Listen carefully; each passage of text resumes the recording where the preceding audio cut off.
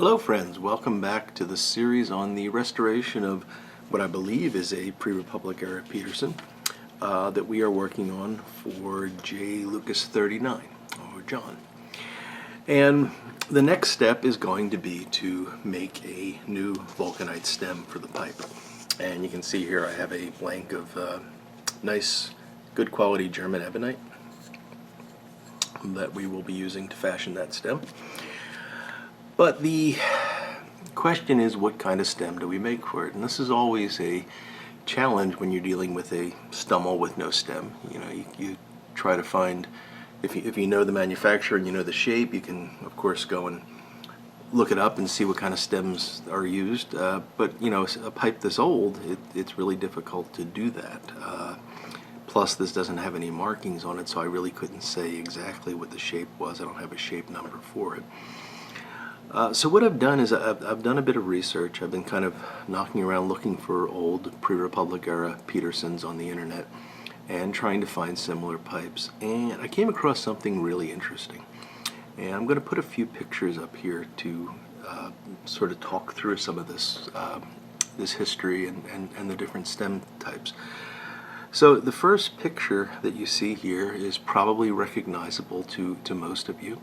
This is a picture of Mark Twain, and as you can see, he is smoking a pipe which appears to be a Peterson pipe, and I'll show you a close-up of that in a moment. Now, a lot of people think of Mark Twain as a corncob pipe smoker, and he certainly did smoke cobs, and he praised cobs. And there's a lot of stories about him. The one story is that he kept a long bag of a very granulated tobacco, and when he was finished smoking his cob, he would dump out the ash, he would take the stem off and stick it in his pocket, and he would drop the cob into this bag of tobacco and shake it up so that it would fill with the tobacco, and then he would just pull it out and stick it back together and smoke it again. And he kind of, Samuel Clemens was a humorist, and he exaggerated things quite a bit, and he made up quite a bit of folklore about himself. For example, it's cited in some places that he smoked 40 cigars a day. Now, it's highly unlikely that he actually smoked 40 cigars a day, especially since that would have left little time for pipe smoking. Now, we know this sort of larger-than-life character of Samuel Clemens or Mark Twain. What we often don't realize is that he actually was a briar pipe smoker as well. And I found a really interesting page that I will link to if you want to see some more pictures of Mark Twain with various pipes. And he apparently was a Peterson fan. He owned several Petersons and apparently smoked them with some regularity, because there are plenty of photographs of him doing so. And the pipe in this picture, I believe, is the pipe in the next picture. Now, this is a Peterson that it belonged to Mark Twain, and as you can see in the picture, this was donated to a museum by his daughter. That was donated, the date there is the date that it was donated. Twain actually died in 1910, so the date aligns pretty good with the pipe that we're dealing with, because we were told that the owner of this pipe died in 1920. This pipe was probably made by Peterson around 1896, and the shape was discontinued in the early 1900s. So that fits well with what we've got here, and I think it's a very similar look to the pipe.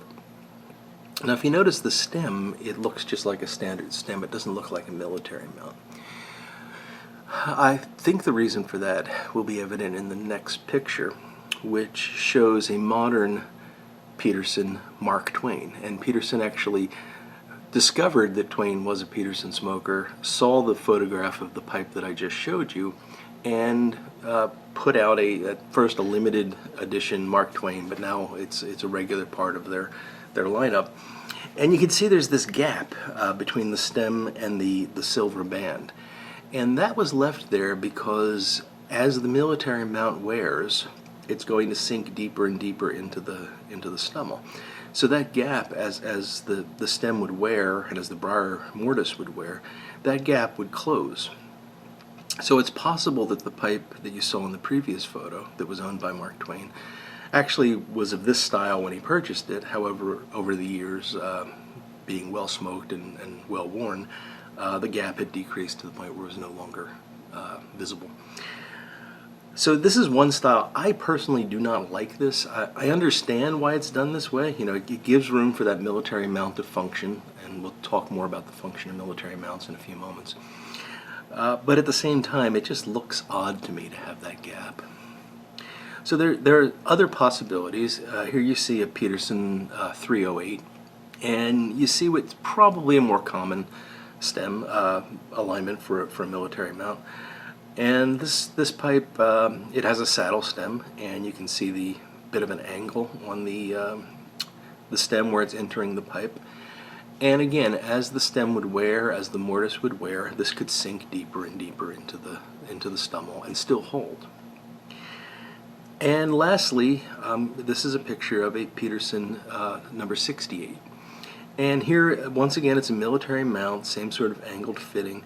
But it's a non-saddle stem. It's what I would call a straight stem. It's a bent stem, but the taper on the stem is straight. So looking at these three possibilities, I personally think that this the stem that you're looking at right now is probably the best choice for this pipe.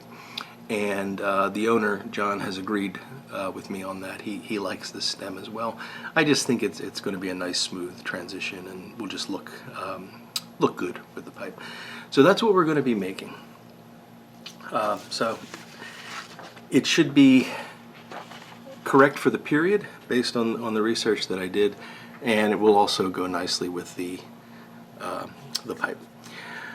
Now we need to first off figure out how long we're going to make it so that we can cut off the ebonite. And you know, in general, it's easy if you're making a billiard, right? Because the billiard, it's sort of straight, and you want to make the stem the same length as the stummel. That's just kind of a good rule of thumb. With a bent pipe, it's a bit more difficult because we don't really know where to start measuring. And you know, you could just measure straight across like this and come up with something at about 3 inches. I like to kind of start the ruler around here and wrap it around a bit. That's giving a slightly larger number, 3.5 inches, and I think that will look fairly good. I mean, if I just, it's going to be hard to get this all under the camera, but if I just kind of bend that and think about where I'd like the stem to end, it's coming out at about 3.5 inches. So 3.5 inches after the tenon. So we need to leave some extra room on this to shape a tenon. What I'm actually going to do is I'm going to shape the tenon first, and then I'll figure out where to cut this. So that'll be the next thing that we do with this blank. Now, the military mount itself, I don't think this is something that we've talked about previously, and it's probably good to review a bit why a military mount and what the actual function of it is and what's important in terms of how it is designed. So the military mount was originally developed, the story at least is, during the war, or during a war, and I'm not sure which war, probably World War I based on the story here. There was, you know, the soldiers would be smoking their pipe and they would break the stem off. They'd snap the stem off, and they would use rifle cartridges as a replacement. Either the stories are either a replacement for the stem in total, or they put it on the end of the stem and use it sort of as a replacement tenon. And that's where the idea came from. Now, the benefit of the military mount is that it can be taken apart even when the pipe is hot. So again, in a foxhole situation, if you need to quickly stow your pipe and move, it may be very beneficial that you can just yank it apart and stuff it in your pocket and go. So that's part of the reason why the military mounts have been popular. So a standard mount, what we normally think of as a mortise and tenon fit, your stummel is going to have a mortise in it, which is going to be something like this, and then that's going to narrow down into the draft hole. And then the stem is going to have a similar, well, the same diameter as this mortise. It will have a tenon, and this of course will have a draft hole in it, and this is designed to fit perfectly in here. And these are both straight lines. Not that I've drawn them straight, but I hope you know what I mean. So when this is put together, what you're actually going to get then is a connection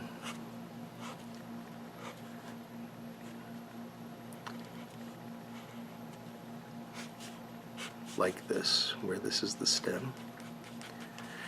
And all along this surface, these mating surfaces, you're having a friction fit into the stubble, into the briar. Now, put the draft hole here for completion. Now the issue with this is that as you start to remove it, it maintains the majority of that contact. This does not come free until this far end of the stem is actually way down here exiting the stummel. So at any point along this length, as this is being withdrawn, it's possible to apply pressure from the side that would snap it off. And this is the reason why many tenons are snapped off of stems, because there's just not there's too much force required to remove this. And this is really amplified when the pipe is hot, because of thermal expansion and everything. It can be really difficult to move it out. And that's why you should never take apart a pipe that's hot if it has this kind of a fitting. Now if you contrast that to a military mount, and I'm going to exaggerate the angle here because I'm not a good artist. So with a military mount, if we imagine that the stem is not quite seated yet, so let's say this is the stem and it's just about to be pushed in this direction and seated. Well, you can see that prior to being seated, this is loose. This will come out with no issue at all. But as soon as it's seated, as soon as this is pushed in and the walls of the briar are now touching the edges of the stem, it maintains a friction fit and can hold very securely. So the benefit of this is that as soon as you pull on the stem, you've broken the full connection and you can remove it quite easily. It's much harder to break this that way. And when the pipe is hot, it's still possible to take it apart with no real issue. The other huge benefit of this is that over time, and we've all experienced this, this connection will wear and the stem will loosen, and we have to do something to tighten it back up again. Whereas with this guy, as it wears, you just push it in further. So for a very long time, this pipe will continue to be usable, even as the stem wears down or the walls of the mortise wear down, because there is that ability to just push it in a little bit further and make it fit. Now the problem with this is that as you're pushing this angled wedge into the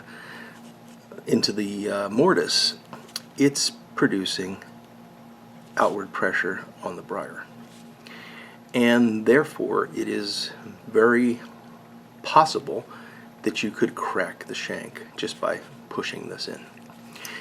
And there's a couple of solutions that have been developed to try to deal with that. One, which Peterson has used extensively on their military mounts, is putting a German silver band around this, which basically provides a pressure, an inward pressure, to compensate for that outward directed pressure of inserting the stem, and that'll prevent it from cracking, and it works quite well. If you look at the Danish freehand pipes, very often the shank on them is quite a bit thicker than what you would see on a non-military mount, non-army mount. style stem pipe. And that is probably, although I don't know for certain, but it's probably done to compensate for this possibility of cracking. So the thicker the briar walls, the less likely you are to be able to crack them by inserting the stem. And on some modern military mounts, there is actually a method of inserting a ring inside that will take up that pressure and prevent the cracking. However, this guy, we're going to use the German silver cap, and everything will work out fine once we have that in place. So, first step is going to be to mill a tenon on this, cut it to size, and do all of the appropriate drilling and everything. And you've seen my you've seen other videos where I've done the lathe work. I'm not going to do lathe work in this video. So I'll bring you back when we're ready to begin shaping the stem. Okay folks, so after a bit of lathe magic, we have what is essentially a stem link. So we've drilled this through 1/16, drilled the taper hole down to about 1 inch from the end here. So yeah, it's the appropriate dimensions for the draft hole. You can see we've got the end beveled there. And we cut the beginning of the slot in this end, and hopefully you can see the very subtle angle here. The lathe that I'm using does not have the best protractor on it, so what I had to do was sort of guess at the angle and then adjust it, and that's why I had originally made this piece for the for retorting the pipe, to get that angle locked in. And this is probably about somewhere between 1 and 2 degrees. So it is a slight angle, but it fits in there quite well. And as you can see, as soon as you break the friction, you know, it's in there really well, and then I'll just turn it a bit and it just pulls right out. So exactly what we want in a military mount. We've got plenty of room here to allow this to wear. And we're basically ready to do the shaping. So the next step is going to be to go to the belt sander just to kind of bring this down to something flatter and start to shape the button, and then I'll move over to files and sandpaper, and I'll bring you back when we have the stem complete. Well folks, we've got the blank roughly shaped now. There'll still be a little bit of refinement as I sand, but I'm done now with all the sort of heavy shaping, filing, all of that. And as you can see, it's a very basic straight taper, and will of course be bent in the final form. But it looks good with the profile of this pipe, and I think we're actually starting to look like a pipe again, which is pretty exciting. This tape that you see here I put on to mark the end of the tapered section so that I did not file into that at all. I don't want to change the shape of this at all. I will polish it, but right now I don't want to do anything down there. So the next step is going to be sanding, and we'll start with a fairly high grit, 220 or 240, just to start to get uniform scratch patterns, and then we'll move on to higher and higher grit until we get up to 600. So I'll leave the tape on for the first couple of grits, just because again I don't want to change the shape of this at all. When I get to the finer grits, I'll take it off and I'll begin to do the polishing of the tenon end of this. But overall, I'm quite happy with this. It's turned out the way that I wanted it to. It has a nice uniform straight taper, which is good, and I believe it's thin enough that it'll accept the bend nicely. And I think it's going to look really good on the pipe. So back to more sanding. Alright folks, we are done with the stem, or at least as done as we're going to get at this stage. The stem is fully shaped. We have the airway funneled out. We've sanded and polished this as far as we're going to. It'll still get a final polish on the buffing wheels and wax, but we won't do that until the very end. And of course we're going to put a bend in the stem, but again we won't do that until the very end because it's easier to buff and polish this while it's straight. And it still fits, which is a very good thing. Fits quite snugly, and we're good to go. So all that remains is installing the nickel silver band, staining the pipe, and then buffing and waxing everything, and finishing up the stem, putting the bend in the stem.